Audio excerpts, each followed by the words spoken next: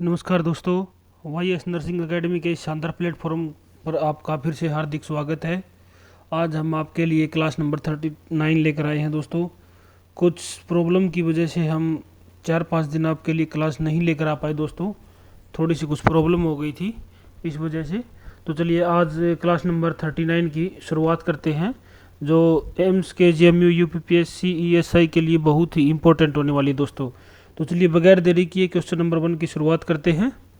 Question number 1 आपके सामने दोस्तों।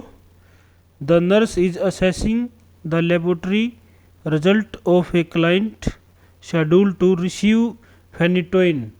फेनिटोइन जो ब्रांड नेम आती है दोस्तों, डिलेंटिन।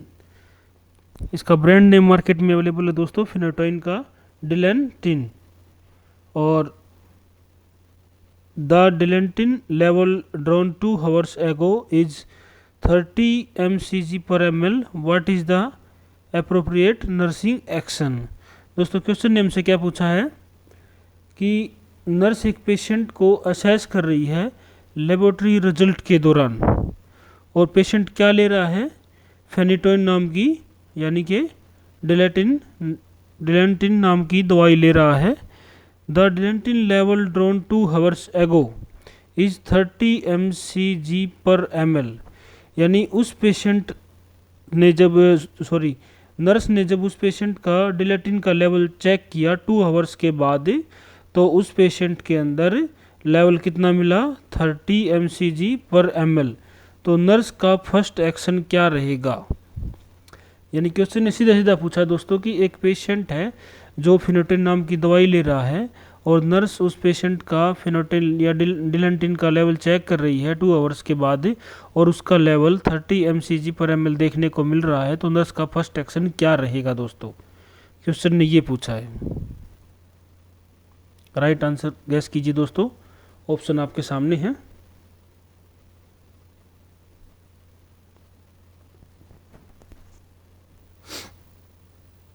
ऑप्शन A, B, C और D।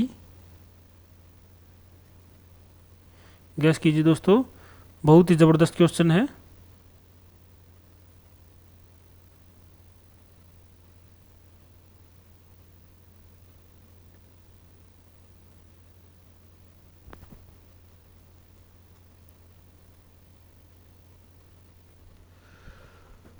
यानी दोस्तों इसका राइट आंसर क्या बनेगा दोस्तों आपके सामने? इसका राइट आंसर बनता है दोस्तों आपके सामने option B, hold the schedule dose and notify the charge nurse.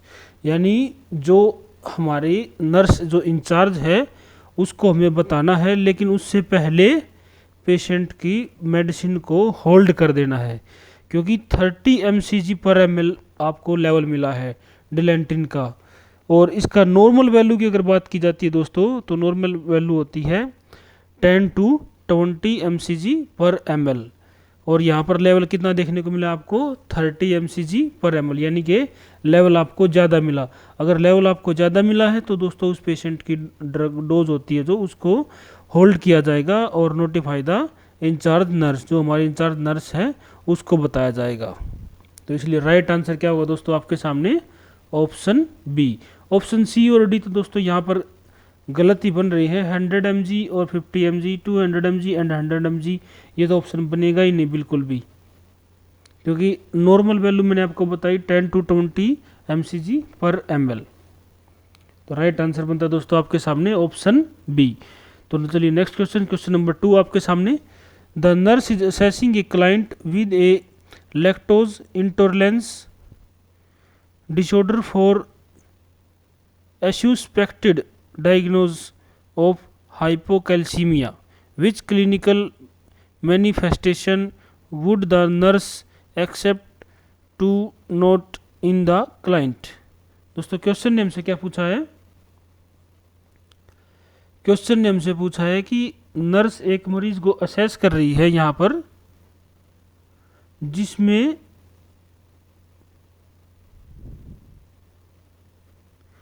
क्या हो गया है दोस्तों, जिसमें लैक्टोज इंटॉलरेंस हो गया है। मतलब लैक्टोज इंटॉलरेंस का मतलब होता है दोस्तों लैक्टेट फूड आइटम जो दिए गए हैं पेशेंट को उनको उनमें टॉलरेंस हो गई है।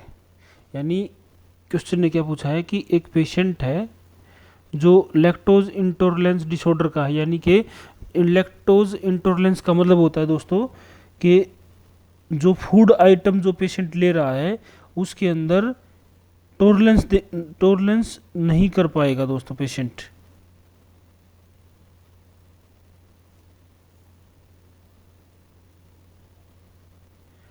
डिसऑर्डर का मतलब होता है कि जो टॉलरेंस होती है जो फूड आइटम की, उस टॉलरेंस को पेशेंट इनटॉलरेंस का मतलब क्या होता है दोस्तों कि वो बैलेंस नहीं हो रहा है, और टॉलरेंस का मतलब होता है कि बैलेंस करना, यानी कि वो बैलेंस नहीं हो पा रहा है दोस्तों। और उसके कारण मरीज में आपको क्या देखने को मिला, हाइपोकैल्सीमिया। और अगर पेशेंट में हाइपोकैल्सीमिया देखने को मिला तो नर्स का अनुमान क्या लगाएगी, ऑप्शन जो आपके सामने दिए गए हैं उनको देखते हुए। एक्सपेक्ट का मतलब होता है दोस्तों अनुमान लगाना। यानी दोस्तों क्वेश्चन ने हमसे क्या पूछा है सीधा सीधा लैंग्वेज में कि एक पेशेंट है जिसके अंदर फूड आइटम की इंटॉलरेंस हो गई है, टॉलरेंस नहीं कर पा रहा है पेशेंट, और उसकी वजह से पेशेंट में आपको हाइपोकैल्सीमिया यानी कैल्शियम की कमी देखने को मिल रही है। Which clinical manifestation would the nurse expect to note in the client, यानी कि उस पेशेंट को देखते हुए और जो ऑप्शन आपके सामने दिए गए हैं उनमें से नर्स क्या अनुमान लगाएगी कि उस पेशेंट को क्या है। राइट आंसर गैस कीजिए दोस्तों। लैक्टोज का मतलब कौन सा होता है दोस्तों, लैक्टोज एंजाइम होता है एक, जो लैक्टोज मैंने आपको बताया, लैक्टोज इंटॉलरेंस बताया मैंने आपको, ये क्या होता है दोस्तों, ये एक लैक्टोज एंजाइम होता है, ठीक है। और ये मोस्टली मिल्क फूड में देखने को मिलता है, इसलिए मिल्क फूड नहीं दोगे तो हाइपोकैल्सीमिया देखने को मिलता है पेशेंट को। ये कहाँ पर मिलता है मैं दोस्तों, मैंने आपको बताया कि ये मिल्क फूड में ज़्यादा देखने को मिलता है। और अगर उस पेशेंट को, किसी भी पेशेंट को अगर इंटॉलरेंस हो गई है तो अगर उस पेशेंट को आप मिल्क फूड नहीं दोगे तो हाइपोकैल्सीमिया पेशेंट को देखने को मिलेगा। और कैल्शियम का जो नॉर्मल वैल्यू जो होती है, जो मैंने आपको कई बार बताई है, वो होती है दोस्तों 8.5 टू 10.1। और यहाँ पर राइट आंसर क्या बनता है दोस्तों आपके सामने, यहाँ पर राइट आंसर बनता है दोस्तों आपके सामने ट्वीटचिंग, यानी ऑप्शन ए। तो चलिए नेक्स्ट क्वेश्चन, क्वेश्चन नंबर 3 आपके सामने दोस्तों। A patient who refuse to eat stating that his food is poisoned is a typical example of. दोस्तों क्वेश्चन ने हमसे क्या पूछा है, क्वेश्चन ने पूछा है कि एक मरीज बोल रहा है कि उसके खाने में जहर है और वो कह रहा है कि मैं इसको नहीं खाऊंगा। इसका उदाहरण क्या है दोस्तों, यानी कि एक मरीज है, उसको ये लग रहा है कि मेरे खाने में जहर है, यानी खाने में जहर है नहीं लेकिन उसको लग रहा है कि मेरे खाने में जहर है। उस एग्जाम्पल को आप क्या बोलोगे कि वो मैं तो ये खाना नहीं खाऊंगा, इस खाने में तो जहर है। उस एग्जाम्पल को कौन सा एग्जाम्पल बोलता है दोस्तों, वो सुसाइडल आइडेशन या डिल्यूजन या नेगेटिज्म या हेलुसिनेशन। राइट आंसर गैस कीजिए दोस्तों। राइट आंसर बनता है दोस्तों आपके सामने यहाँ पर डिल्यूजन्स, यानी कि डिल्यूजन्स का मतलब होता है दोस्तों फ्लैश फिक्स्ड बिलीव। मैंने आपको पहले ही बताया था कि इसमें क्या होता है दोस्तों, फ्लैश फिक्स्ड बिलीव का मतलब होता है कि दोस्तों कि पेशेंट को ऐसा लग रहा है कि मैं ये जो मेरे साथ हो रहा है ये गलत हो रहा है, ये काम मैं नहीं करूँगा। अब जैसे क्वेश्चन ने पूछा है कि एक पेशेंट है, उसको लग रहा है कि मेरे खाने में जहर है, उसको लग रहा है कि मेरे खाने में जहर है, मैं तो ये नहीं खाऊंगा। अब जैसे कोई और पेशेंट है, वो कह रहा है कि मेरे को भागने से हार्ट अटैक आ जाएगा, मेरी नसें ब्लॉक हो जाएंगी, मैं नहीं भागूंगा। तो ये होता है दोस्तों, इस कंडीशन को क्या हम नाम देते हैं, इस कंडीशन को हम नाम देते हैं डिल्यूजन्स। तो right answer is option B. Sorry दोस्तों। तो चलिए नेक्स्ट क्वेश्चन, क्वेश्चन नंबर 4 आपके सामने। One or more premature closure of the cranial suture called. दोस्तों यहाँ पर क्वेश्चन ने क्या पूछा है कि जो क्रेनियल जो सूचर होते हैं दोस्तों, अगर वो टाइम से पहले क्लोज हो जाते हैं तो उस कंडीशन को हम क्या नाम देते हैं। जो हमारे किसी भी क्या सभी बच्चे में होते हैं दोस्तों। जो क्रेनियल सूचर होते हैं दोस्तों, वो कहाँ पर देखने मिलते हैं? बिल्कुल जो हमारा हेड होता है उसके बीच में आपको देखने को मिलते हैं क्रेनियल सूचर। और अगर क्रेनियल सूचर दोस्तों टाइम से पहले अगर बंद हो गए तो उसको हम क्या नाम देते हैं दोस्तों? तो दोस्तों नीचे से चलते हैं। नीचे से अगर माइक्रोसिफेली की बात की जाए, माइक्रोसिफेली का मतलब होता है दोस्तों बच्चे का हेड छोटा हो गया है। यानी बच्चे का हेड पहले तो ठीक था और बाद में बच्चे का हेड छोटा हो गया, इसको हम बोलते हैं माइक्रोसिफेली। और अगर हाइड्रोसिफेलिस की बात की जाती है दोस्तों, तो हाइड्रोसिफेलिस में क्या होता है दोस्तों कि बच्चे का जो हेड होता है उसमें पानी भर जाता है। पानी कौन सा होता है दोस्तों? जिसमें CSF वाली, जो CSF का पानी होता है दोस्तों वो भर जाता है, CSF वाला पानी, जिसको हम नाम देते हैं एक्यूमेनेशन। और अगर मैक्रोसिफेलिस की बात की जाती है दोस्तों, मैक्रोसिफेलिस में क्या होता है कि बच्चे का हेड बड़ा हो जाता है। यानी पहले छोटा था फिर हेड बड़ा हो गया। और माइक्रोसिफेलिस में क्या होता है? बच्चे का हेड पहले छोटा था फिर बड़ा हो गया। और अगर टाइम से पहले क्रेनियल सूचर अगर क्लोज हो जाते हैं तो उसको हम नाम देते हैं ऑप्शन ए। यहाँ पर राइट आंसर होगा, क्या नाम होगा? क्रेनियोसेंटोसिस। क्रेनियोसेंटोसिस। तो राइट आंसर क्या होगा दोस्तों आपके सामने? Option A. यहाँ पर मैंने दोस्तों एक क्वेश्चन के आपके सामने, यहाँ पर 4 क्वेश्चन मैंने आपके सामने बना दिए हैं। और अगर यहाँ पर राइट आंसर की बात की जाती है तो क्रेनियल जो सूचर होते हैं दोस्तों, जो हमारे हेड के बीच में होते हैं, अगर वो टाइम से पहले, प्री मैच्योर का मतलब दोस्तों टाइम से पहले अगर क्लोज हो जाते हैं तो उसको हम नाम देते हैं क्रेनियोस्टेंसोसिस। राइट आंसर क्या हुआ दोस्तों? Option A. तो चलिए नेक्स्ट क्वेश्चन, क्वेश्चन नंबर 5 आपके सामने। A client with sickle cell disease is admitted with pneumonia. Which nursing intervention would be most helpful to prevent a skilling cirrhosis? दोस्तों क्वेश्चन ने हमसे क्या पूछा है? क्वेश्चन ने पूछा है कि एक मरीज है जिसको स्केल सेल नाम की बीमारी हो गई है, जो एडमिट है और साथ में अब निमोनिया भी हो गया उस पेशेंट को। तो नर्स को स्किलिंग सिरेसिस को रोकने के लिए कौन सा तरीका काम में लेगी नर्स? यानी दोस्तों क्वेश्चन ने क्या पूछा है कि एक पेशेंट है जो कि एडमिट है और उसको स्केल सेल डिजीज नाम की बीमारी हो गई है और विद निमोनिया, और साथ में निमोनिया भी है। तो जो स्किलिंग सिरेसिस की बीमारी को रोकने के लिए नर्स का फर्स्ट इंटरवेंशन क्या रहेगा? राइट आंसर गैस कीजिए दोस्तों।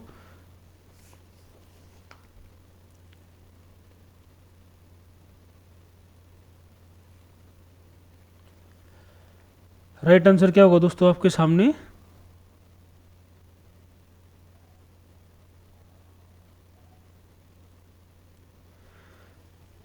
यहां पर मैं आपको कुछ बता देता हूं, राइट आंसर आप गैस कीजिए। स्किल सेल जो डिजीज होती है दोस्तों, उसमें क्या होता है? उसमें RBC का डिस्ट्रक्शन होता है और आपके स्प्लिन का रप्चर होना। यानी RBC का डिस्ट्रक्शन हो गया और स्प्लिन रप्चर हो गई, उसको हम क्या नाम देते हैं? स्किलिंग सिरेसिस। अगर इस स्किलिंग सिरेसिस को रोकना है तो उसको रोकने के लिए कौन सा तरीका आप काम में लोगे? ऑप्शन आपके सामने दोस्तों। तो ऑप्शन बनता है दोस्तों आपके सामने option D, monitoring IV fluid at ordered rate of 20 ml पर हावर। यानी कि स्किलिंग सिरेसिस को रोकने के लिए हमें कौन सा तरीका काम में लेना है कि पेशेंट का IV फ्लूइड मॉनिटर करना है और किस रेट पर चलाना है? 20 ml पर हावर की रेट पर चलाना है। तो राइट आंसर बनता है दोस्तों आपके सामने ऑप्शन डी। और स्किलिंग सिरेसिस नाम की बीमारी मैंने आपको क्या बताई? RBC का डिस्ट्रक्शन हो जाना और स्प्लीन का रप्चर हो जाना। तो राइट आंसर क्या हुआ दोस्तों? Option D. तो चलिए नेक्स्ट क्वेश्चन, क्वेश्चन नंबर 6 आपके सामने। Following are the complication of premature menopause except. यहां पर दोस्तों एक्सेप्ट का क्वेश्चन है। एक्सेप्ट का मतलब होता है दोस्तों कि आपके सामने दिए गए ऑप्शन हैं वो सब बिल्कुल ठीक है, लेकिन एक ऑप्शन यहाँ पर इस बीमारी को लेकर गलत है। यानी कौन सा गलत है किस बीमारी को लेकर, यहाँ पर प्री मैच्योर मीनोपॉज के बारे में पूछा है दोस्तों। प्री मैच्योर मीनोपॉज का मतलब क्या होता है दोस्तों कि टाइम से पहले,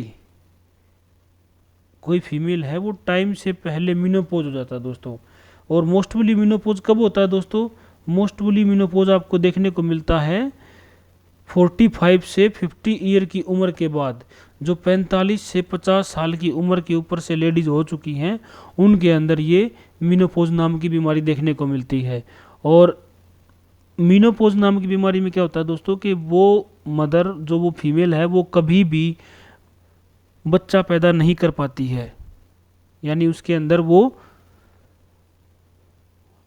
जो ओवम और स्पर्म के साथ में जो अंडा बनता है हमारे सामने, जो फर्टिलाइज होता है, वो करने की क्षमता नहीं रहती है।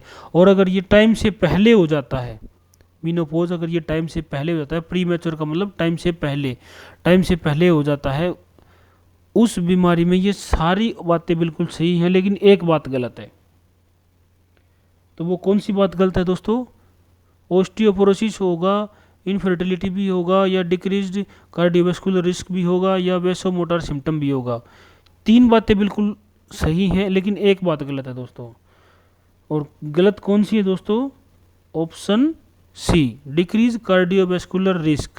जो प्री मैच्योर मीनोपॉज नाम की बीमारी होती है दोस्तों, उसके अंदर आपको ओस्टियोपोरोसिस भी देखने को मिलेगा, इनफर्टिलिटी भी देखने को मिलेगी, और वैसोमोटर सिम्टम भी देखने को मिलेंगे, लेकिन डिक्रीज कार्डियोवास्कुलर रिस्क आपको देखने को नहीं मिलेगा। यहाँ पर आपको इंक्रीज कार्डियोवास्कुलर रिस्क देखने को मिलता है दोस्तों, डिक्रीज नहीं मिलता है। यहाँ पर कौन सा मिलता है, इंक्रीज मिलता है दोस्तों।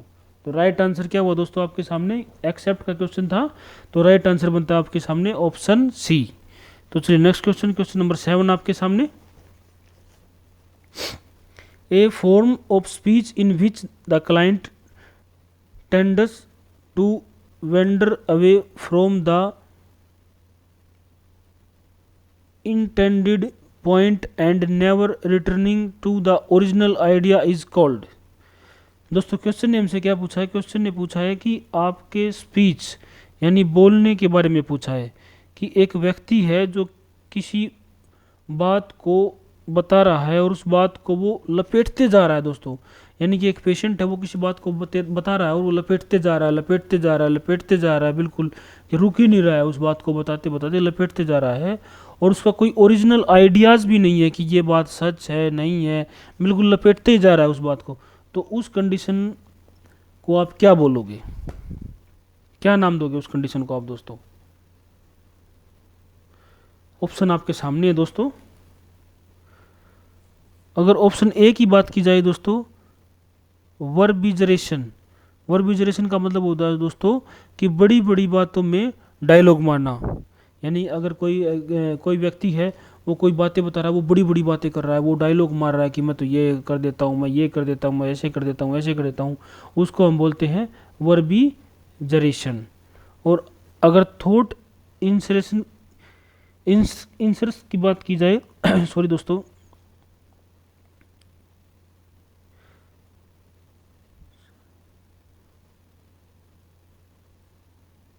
और अगर ऑप्शन बी की बात की जाए थॉट इंसर्न, अगर थॉट इंसर्न की बात की जाती है दोस्तों, तो इसका मतलब क्या होता है दोस्तों, इसका मतलब होता है कि मेरा दिमाग नहीं चल रहा है और मेरे दिमाग में गलत गलत बातें डाल रहे हैं।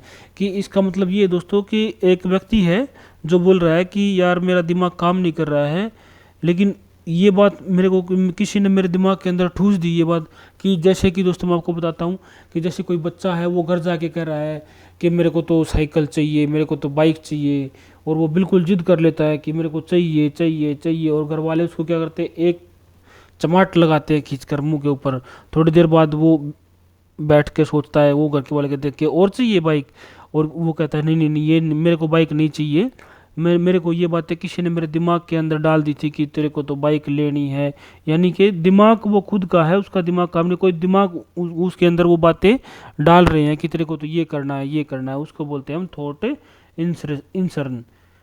और अगर ऑप्शन डी की बात की जाए थॉट ब्लॉक, थॉट ब्लॉक में क्या होता है कि अचानक से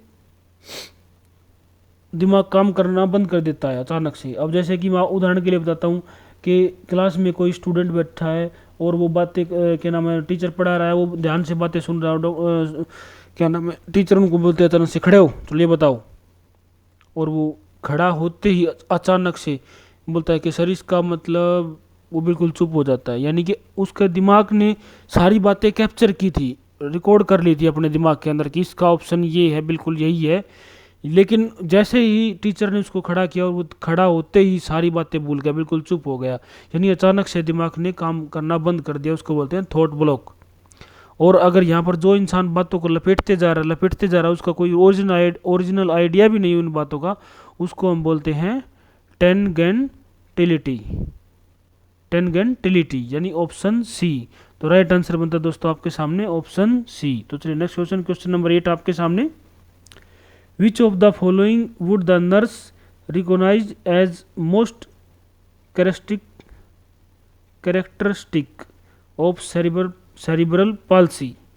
दोस्तों क्वेश्चन ने हमसे क्या पूछा है, क्वेश्चन ने पूछा है कि सेरिब्रल पाल्सी के लिए कौन सा मोस्ट कैरेक्टरिस्टिक फीचर होगा।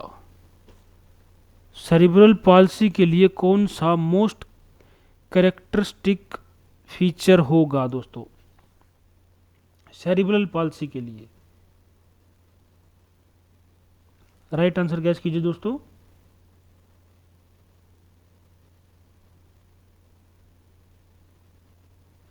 सेरिब्रल पाल्सी आपको कहाँ देखने को मिलती है दोस्तों, जो हमारा पैरामिडल और एक्स्ट्रा पैरामिडल में डिस्टरबेंस होती है उसे हम सेरिब्रल पाल्सी कहते हैं दोस्तों। जो हमारे ब्रेन के अंदर पैरामिडल और एक्स्ट्रा पैरामिडल में डिस्टेंस अगर देखने को मिलती है उसको हम सेरिब्रल पाल्सी बोलते हैं दोस्तों। और ये कौन सी कंडीशन होती है दोस्तों, ये इरिवर्सिबल कंडीशन होती है दोस्तों। इरिवर्सिबल मतलब लाइफ में ये बीमारी कभी भी ठीक नहीं हो पाती दोस्तों, और बढ़ती भी नहीं है, जितनी एक बार हो जाती है उतनी ही रहती है, ना कम होगी ना ज़्यादा होगी। और कभी भी ये लाइफ में बीमारी सेरेब्रल पाल्सी, जब पैरामिडल और एक्स्ट्रा पैरामिडल में डिस्टरबेंस हो जाता है दोस्तों, ये तब ये बीमारी होती है। और ये बीमारी कभी भी ठीक नहीं होती है, ना आगे बढ़ती है, एक बार जितनी होगी उतनी ही रहेगी दोस्तों, ना आगे बढ़ेगी ना पीछे जाएगी, ना आगे होगी ना पीछे जाएगी, वहीं पर रहेगी।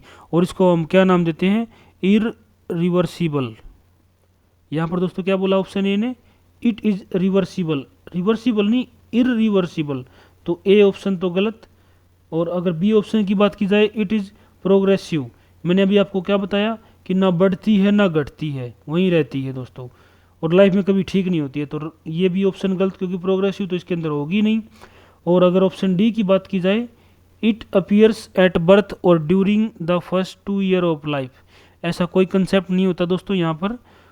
राइट आंसर बनता है दोस्तों आपके सामने option C, it usually result in mental retardation.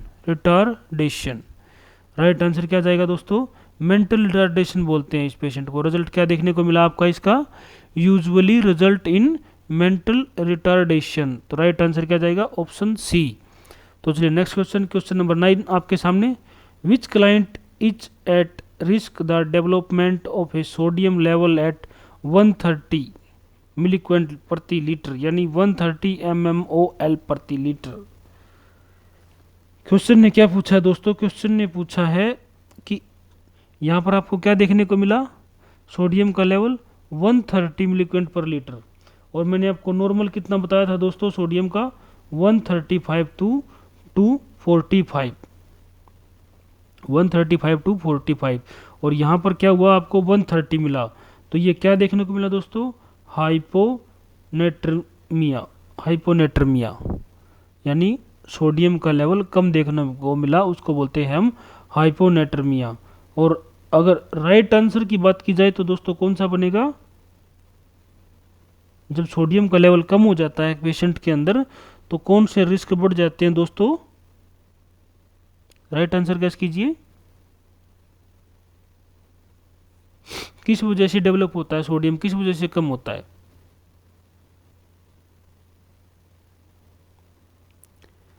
तो राइट आंसर बनता है दोस्तों आपके सामने यहाँ पर option A, the client who is talking diuretic.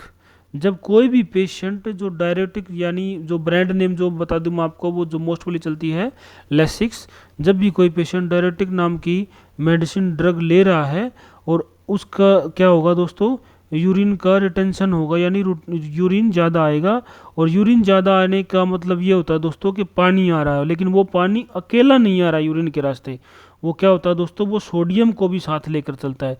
और अगर सोडियम को भी साथ लेकर चलेगा तो क्या होगा, पेशेंट के अंदर हाइपोनेट्रीमिया देखने को मिलता है।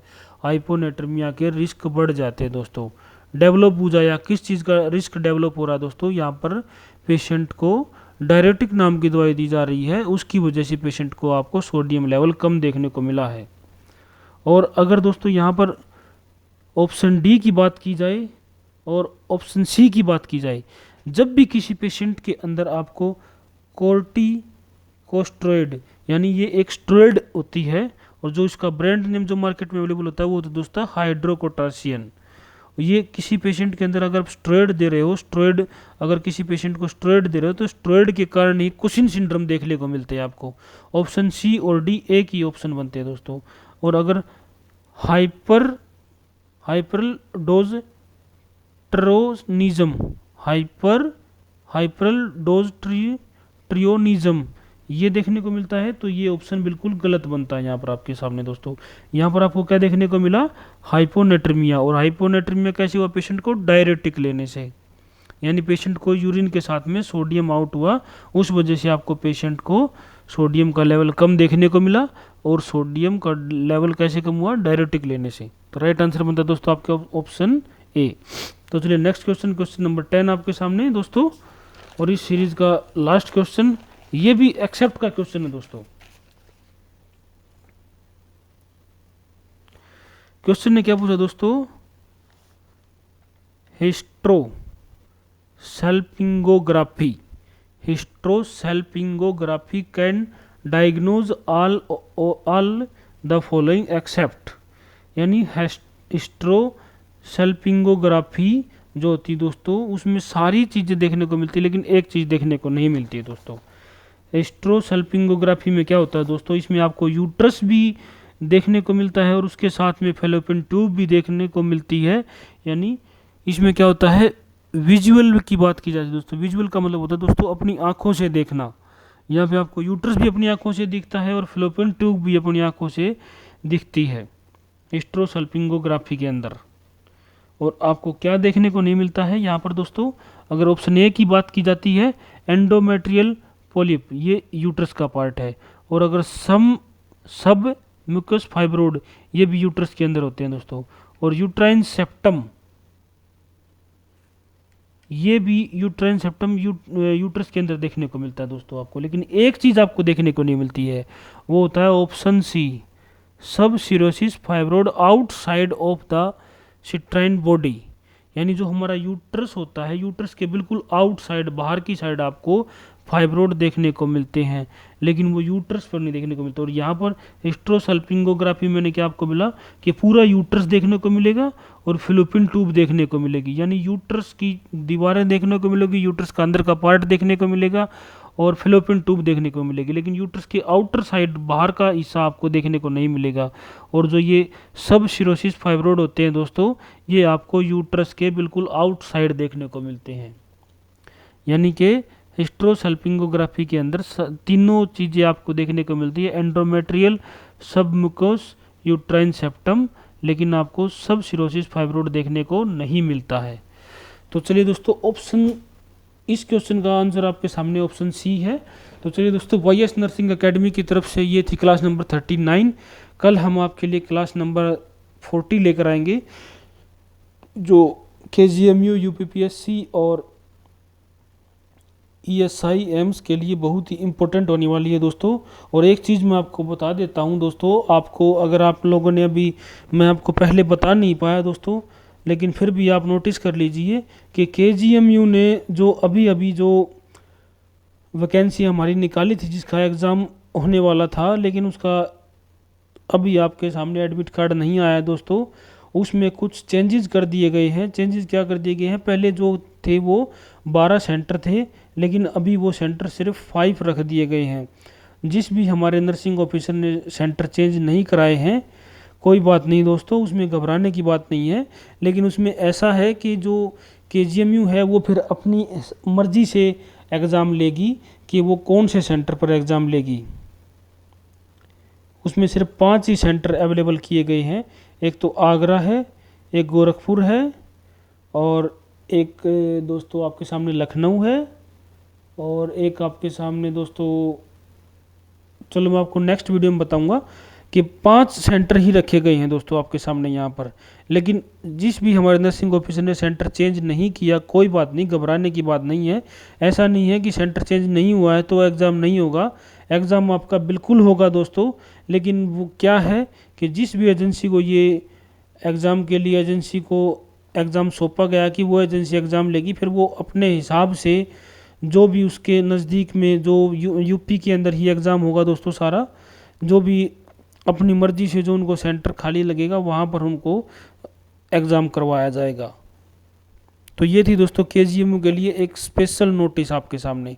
कल मैं आपके लिए KGMU जो ये सेंटर वाइज है, मैं आपको पूरी एक शॉर्ट वीडियो बना कर दूंगा, ध्यान से देखना दोस्तों। थैंक यू दोस्तों, इस वीडियो को लाइक, शेयर और सब्सक्राइब करें।